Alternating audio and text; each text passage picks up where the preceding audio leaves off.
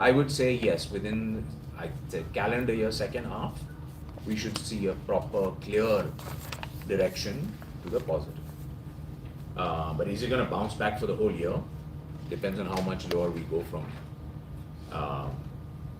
But I do feel that I don't think we look at in 1 year things. So 2026, are we going to have a positive return?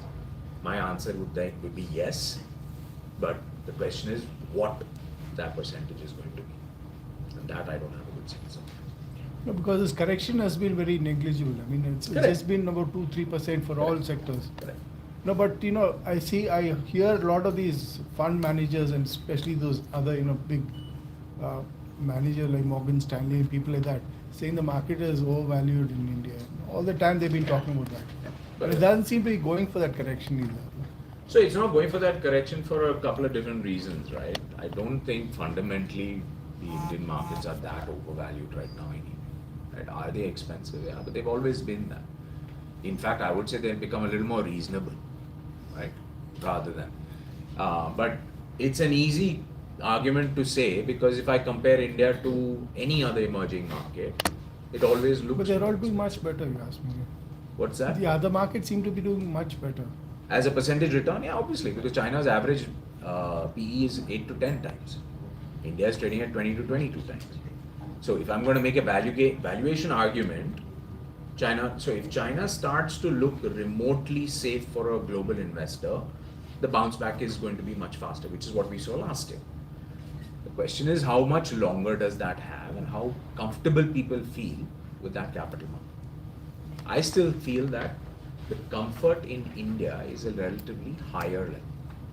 And now we do need to see some clarity around the tariff situation because that's a sentiment first.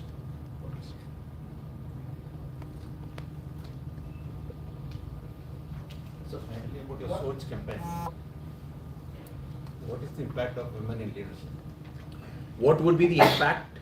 Women leadership from your Soch campaign. So, okay, slight diff. Change the Soch is to drive awareness among rural India and women in general getting involved in investment decisions. We're not talking about leadership per se, but hopefully the idea would be that women will start to feature up more across the board in leadership positions anyway. Now that is it's a much broader discussion. I think that is happening. Part of the reason why we think that women investors need to be focused on also is that if you look at kind of how our demographic is shifted, the number of women in the workforce has increased. The number of women studying in universities and more importantly, studying in STEM courses has increased dramatically. So you have a cohort of women that are now, and I'm talking about now on the educated side. So Change the Soch is more for, it's almost like a difference between India and Bharat, right? The rural women, I mean, I can tell you, so we've done now, covered about 850 kilometers and conversations, a lot of the women are still not making those investment decisions. They may be making investment decisions, but the kind of investment decisions they're making are still very much based on physical assets, or at best you're in a bank deposit. So your question about how will this impact women in leadership, it will, I mean, my hope is that it does drive that conversation at least, but tangentially, it's not immediately, you're not going to see women in leadership roles start to sprout up, right? It's a long process. You have to start changing that thinking. And I think for us, I mean, culturally, I mean, in this metros, like, I mean, Bangalore, clearly, the balance is much better than anything in rural markets, right? So we need to change that thinking rurally. I don't think you have a leadership issue or women in leadership issue in Bangalore, right? Can it be better? Of course it can be better, right? It can always be better. But I feel that in rural India, that thinking needs to change to a certain extent. In some markets, the change has occurred. In some markets, it's much better. In some states, it's not. So the goal is hopefully that will eventually lead to that broadening. But for us, the goal right now is at least have more women at the discussion table when you are talking about finances. Are you trying to take it that the insurance way, the way LIC actually promoted these agents and in the rural and the urban areas, they built up that community of LIC agents and those kind of things, giving them training and uplifting them. So are you going that way or something on that sort? So, right, I mean, I think to have that wherewithal, I mean, LIC is a behemoth that has the ability to do that. Yeah. Eventually, I'd like No, that. but you can rope in the other. Correct, absolutely. So that eventually is the goal, is to try and get more of this as a, see, you need to start having that conversation, right? And then that you can start. I mean, even right now, we've had a couple of partners that are saying, okay, you know what, this is actually a real huge untapped opportunity. How do we kind of expand it and leverage it out? So, absolutely, I'd like to see that.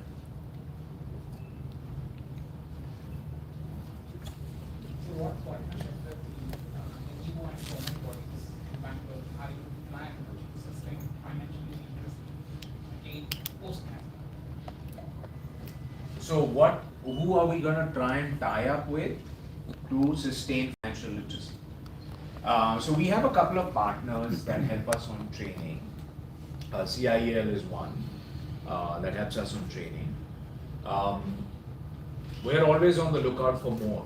Right? So a lot of our, even if at our corporate CSR activities, we do focus on financial literacy and we focus on women financial literacy. So there's a couple of organizations we already work with. We are happy to expand that out. So we keep vetting new ones. And in Bangalore, in fact, we have one organization, but I don't want to misquote it. So I'll have Patty get you the name that we do focus on. And we just, in fact, started working. They work with women broadly, but I think they started out in Bangalore. So we can get you that. No, is Franklin Templeton getting into some other newer businesses like AUMs and things like that? Like But- AUMs, Yeah, asset management. we are in asset management. We're the only, that's our only business globally. No, That's our only business in India. We don't have brokerage, we don't have insurance, we don't have. you're not partnering with anyone, right? No. When you say partnering, in what sense? No, like you have some of these foreign firms partnering with some of the Indian, like Sundaram Finance or Chola, whoever it was.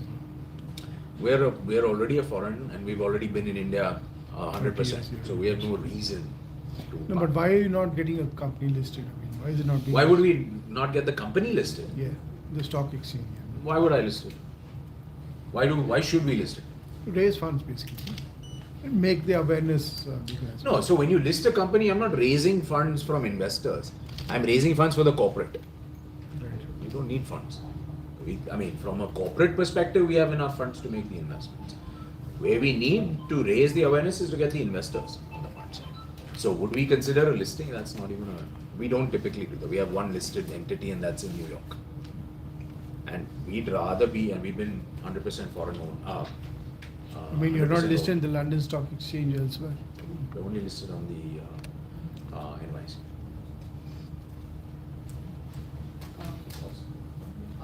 So if we have any other questions, maybe we can take it up during our networking lunch because we have that post this session.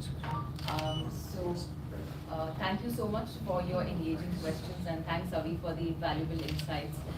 We appreciate your time and I thank all of you on behalf of Franklin Templeton India for joining us. Thank you so much. Please join us for the networking lunch and maybe there we can have more informed conversations. Thank you. Which publication are you